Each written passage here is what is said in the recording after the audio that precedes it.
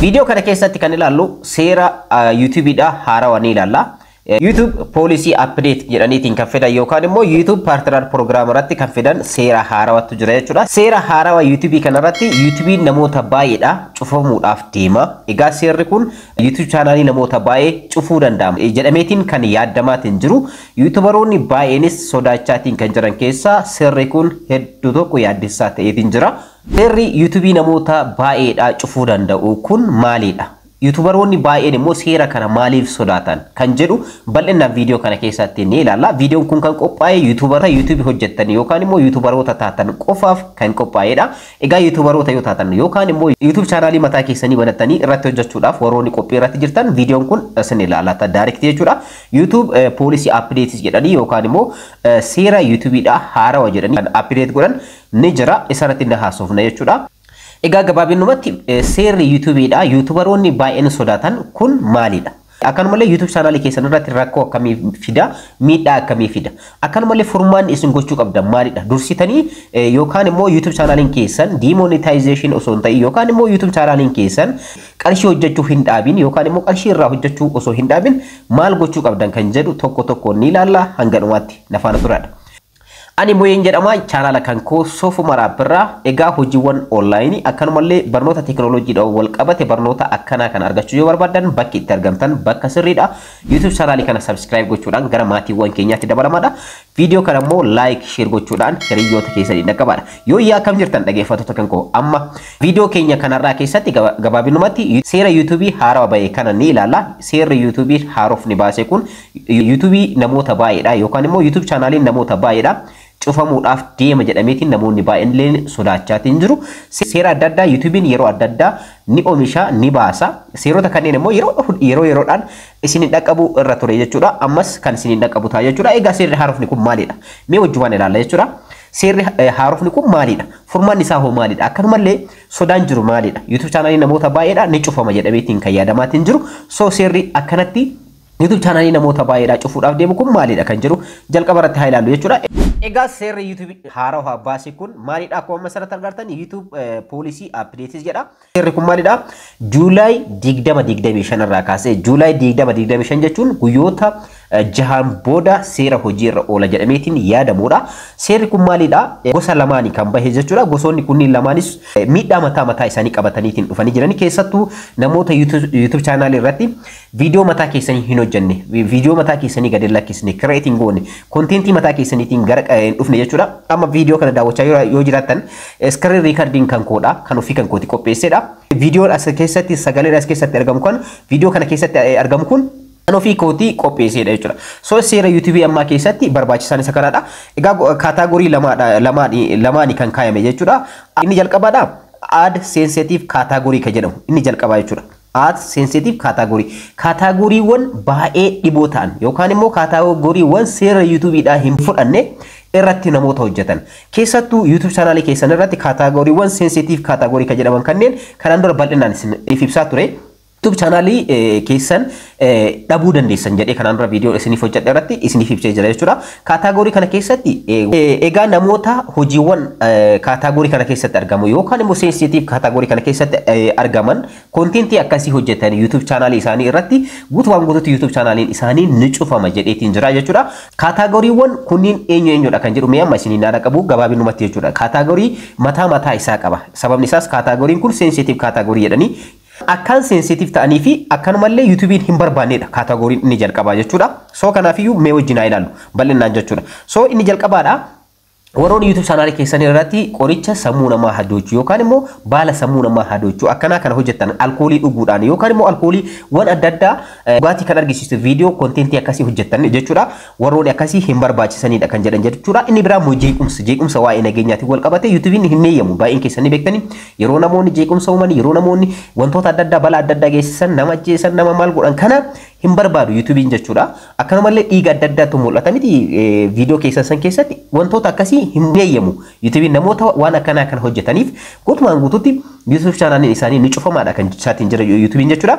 Biraammoo waa'ee haasawa hin taane yookaan immoo haasawa nama miidhuu danda'u hate speech ka jedhamu kana yookaan immoo amantii ta'uu danda'a ummata ta'uu danda'a jibbiinsa ummata tokko kan agarsiisu amantii tokko kan agarsiisu kan nam tokko kan agarsiisu wantoota akkasii kan hin eeyyamu soo namoota akkasii wantoota akkasii hojjetaniif illee guutumaan guutuutti akka hin eeyyamneedha yookaan immoo monetizationiin kun akka irraa ka'uudha demonetize ta'uu danda'a YouTube channeliin namoota akkanaa jechuudha kana qofa osoo hin taane qabiyyeewwan dhuunfaadhaan namoonni irratti wal lolan dhuunfaadhaan viidiyoodhaan agarsiisu jechuudha namoonni yeroo wal lolan namoonni yeroo keessattuu namoonni baay'een yeroo manni namaa gubatu wantoota akkasii kan argisiiftan jirtanii YouTube irratti seera YouTube irratti hin heeyyamamu so YouTubein ammaan booda namoota akkanaa kana kontentii akkanaa kana namoota hojjetan qabiyyee akkanaa kana kan qaban jechuudha warroota hojjetaniif hin heeyyamu inni biraa immoo saala waa'ee saalaatiin kan wal qabatudha egaa wantoota saalaa yookaan immoo safuu qaban aadaa Oromoo keessatti wantoota akkasii jennaani so wantoota akkasii namoota hojjetan waa'ee saalaa wal qabate jechuudha jecha isaas jechuun hin barbaachisu asirratti YouTubein hin heeyyamu waan ta'eef so namoota waan akkasii hojjetan waa'ee saalaa wal qabatu jechuudha qabiyyee qaama qullaa ta'uu danda'a wantoota adda addaa agarsiisuudhaan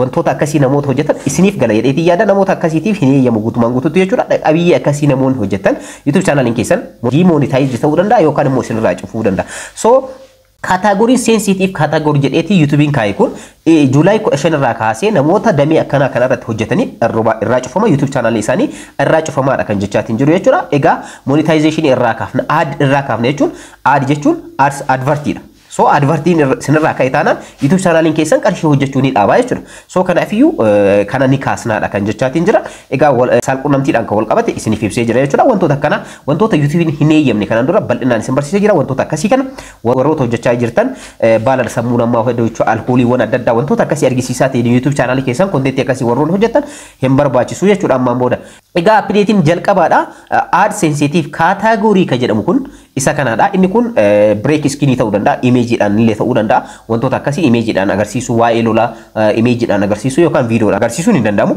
so baay'een keessan akkuma beektan kontentiin tokko kan qophaa'u gosa sadiini jechuudha tokkoffaan maalidha audioodha lammaffaan viidiyoodha sadaffaan imeejiidha wantoota kanneen sadeen irratti iyyuu miiksi gootanii viidiyoo kan hojjetan ta'e hin eeyyamamuu jechuudha wanti kun inni lammaffaadha immoo inni kunis Juulaay 15 irraa kaasee kan hojiirra ooluudha isa kanaadha kan namoota baay'ee yaaddessaatiin jiru jechuudha inni kun maali jedha jechuudha updates to YouTube partner program YPP monetization policy jedha so YouTube partner program ka jedhamu yookaan immoo YouTube channelin keessan erga seera isaa ulaagaa isaa guutee booda gara YPP jedhamu yookaan immoo YouTube partner program gara jedhamu kana ce'a qarshii hojjechuu jalqabaa jechuudha so YouTubein accept isin godhee seera waan guutaniif qarshii irraa hojjechuu dandeessan advertiin yookaan immoo ads viidiyoo YouTube keessanii irratti galakkifamu ta'ee achirraa qarshii argattan so isinirraa ka'uu danda'a kun jechaatiin kan jiru jechuudha karaa akkamiitiin ka'a kan jedhu mee isiniif haabisu tokkoffaa karaan YouTubein barbaadu egaa YouTubein karaan inni barbaadu original video yookaan immoo original content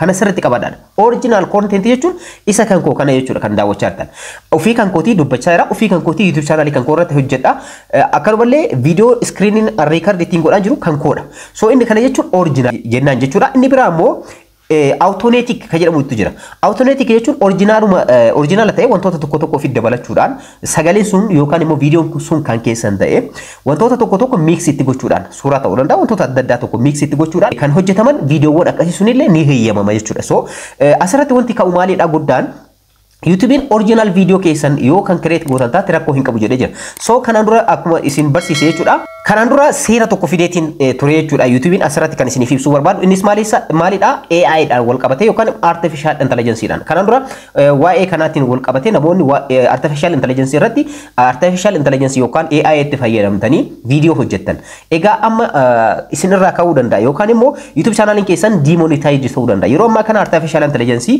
applicationota adda addaa itti fayyadamtaniitiin hojjechuun ni danda'ama viidiyoo jechuudha keessattuu warroonni automation irratti hojjetan automation videos kan jennu kana jechuudha artificial intelligence itti fayyadamuudhaan sagaleen keessanii miti viidiyoon keessanii miti akkanumallee suuraan sun keessanii miti wantoonni kun sadeenu keessanii miti kan create isiniif godheenudha artificial intelligence dha yookaan immoo Gemini ta'uu danda'a akkanumallee deep speak ta'uu danda'a akkanumallee chat GPT ta'uu danda'a VO3 kan jedhamu Google VO3 isin barsiisee jira isa ta'uu danda'a kanneen itti fayyadamtanii kontentii mataa keessanii qopheessitanii ergasii immoo artificial intelligence yookaan immoo AI keessan akka sagalee isiniif qopheessu yookaan immoo viidiyoo isiniif qopheessu gochuu ni dandeessan chat GPT irra dheeyxanii waa'ee kontentii hojjechuu barbaadanii tokko yoo kennitaniif detail isiniif barreessa jechuudha wanta isin hojjechuu barbaadan isiniif barreessa script isiniif qopheessa kontentii gahaa ta'e isiniif qopheessa. Kontentii san fudhattanii VO3 yookaan immoo kanneen biratti seentanii waan baay'eetu jira kan viidiyoo qopheessuu danda'an. Isa iskiriptii qabdan yookaan immoo iskiriptii qabdan san achirratti kan chat GPT'n isiniif qopheesse gara sagaleetti naa jijjiiruu yoo jettanii sagaleetti isiniif jijjiira, viidiyootti isiniif jijjiira. Inni kun kontentii keessanii miti jedha YouTube yeroo ammaa kana jechuudha. So kanaaf kan qophaa'ee AI irratti warroota hojjechuu qabdan kanaan dura altered kontentii jedhamu qopheessee ture. Kana jechuun YouTube channel keessan irratti viidiyoon galakkiftan sun kan artificial intelligence moo kan keessanii kan jedhu so yes or no kan jettanii jechuudha. Keessa yoo ta'e no jettanii artificial intelligence dhaan qophaa'e yoo ta'e immoo yes jettanii. So kontentiiwwan akkanaa warroota qopheessaniif hedduu tokko yaaddeessaa ta'eetiin jira jechuudha. So maaliif YouTube channel keessan irratti kan fe'aa jirtan sagaleen keessanii miti, kontentiin qophaa'u keessanii miti, chat GPT dha yookaan DeepSeek dha yookaan immoo Gemini dhaan kan qophaa'aatiin jiru. Akkanumallee viidiyoon Google VO3 dhaan yookaan immoo isaan AI wan biraatti fayyadamtanii viidiyoo hojjechaatiin jirtanii. So automation irratti warroon hojjetan egaa ammaan booda fudhatama dhabuu dandeessanii jechuudha gabaabinumatti. So kana fakkaata inni kun hedduu tokko yaaddeessaa ta'ee jira. So viidiyoon sun keessanii ta'ee isin mataa keessan create gootanii garuu sagaleen achi keessatti argamu.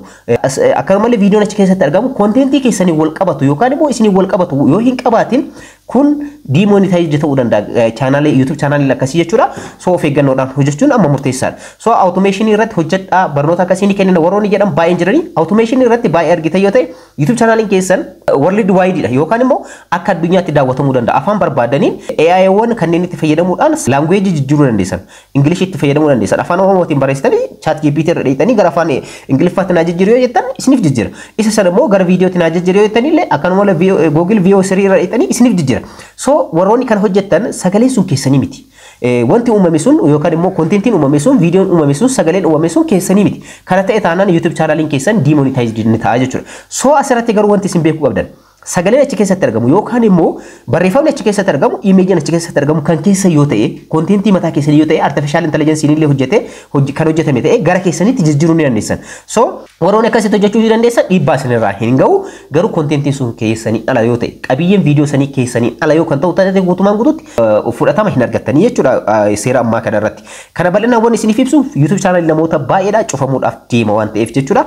Egaa inni biraa immoo mass produced kan jedhamu jira asirratti namoonni baay'een asirratti jechuudha namoonni baay'een kan sodaachaa jiran mass produced kan jedhamuun viidiyoowwan akkamiiti qabiyyee akkamii qabanidha viidiyoowwan akkamii yoo YouTube channel keessan irratti galakkistan mass produced ta'a kan jirudha.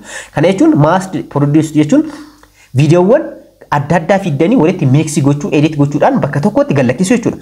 Viidiyoon sun kan namoota beekamoo ta'uu danda'a, social media adda addaa irraa fiddanii ta'uu danda'a, walitti edit gootanii YouTube channel keessan guddifachuudhaaf yookaan immoo YouTube channel keessan irraa qarshii hojjechuudhaan viidiyoo keessan hin taane yookaan immoo audio keessan hin taane walitti fiddanii mix gochuudhaan viidiyoo yoo kan hojjetan ta'e mass produced jedhama jechuudha. Mass produced kanarratti egaa of eeggannoodhaan hojjechuu qabdanii viidiyoowwan adda addaa fiddanii qabiyyee keessaniin ala kan ta'e kan namoota viidiyoo sun namallee gammachiisuu danda'a, namni jaalachuu danda'a whatever. So garuu maalidha qabiyyeen viidiyoo sanii kan keessaniin ala yoo kan ta'u taate guutumaan guutuutti YouTube'n fudhatama hin argatu seera ammaa kanarratti jechuudha. So qabiyyeen viidiyoo sanii gara keessanitti jijjiiruu edit gochuudhaan gara keessanitti jijjiiruu ni dandeessan. So kana jechuun reaction gochuu ni dandeessanii wanta adda addaa gochuudhaan gara keessanitti jijjiirachuu sagaleetti dabaluu dandeessan wanta adda addaatti dabaluudhaan viidiyoowwan sanneen sirreessuu qabdanii jechuudha. So guutumaan guutuutti YouTube channel keessan irratti viidiyoon isin feetan sun qabiyyee keessan kan hin taane kontentii keessan kan hin taane viidiyoo keessan kan hin taane yoo ta'e gabaabinumatti dhabuu dandeessanii kana yeroo isin hin jiru viidiyoo namaatti fayyadamuu hin dandeessanii jechaatti isin hin jiru. Isin hin jiru jechuudha. Kan jechaa jiru viidiyoon sun guutumaan guutuutti YouTube channel keessan irratti viidiyoowwan isin galakkiftan guutumaan guutuutti qabiyyee keessanii ala kan ta'u yoo ta'e wanta tokko keessatti hin argamu yoo ta'e hin barbaadu jechuudha. Inni kun mass produced jedhama. Egaa YouTube channelawwan akkasii sun cufamuudhaaf deemuu jechuudha. Inni biraa immoo kan ibsa jechuudha YouTube'n egaa kana kan jechaa jiru YouTube'dha malee anaa miti. Update haarawaa jedheetiin kan fide jechuudha. Inni biraa immoo repetitious content kan jedhamu. Repetitious content jechuun maal jechuudha?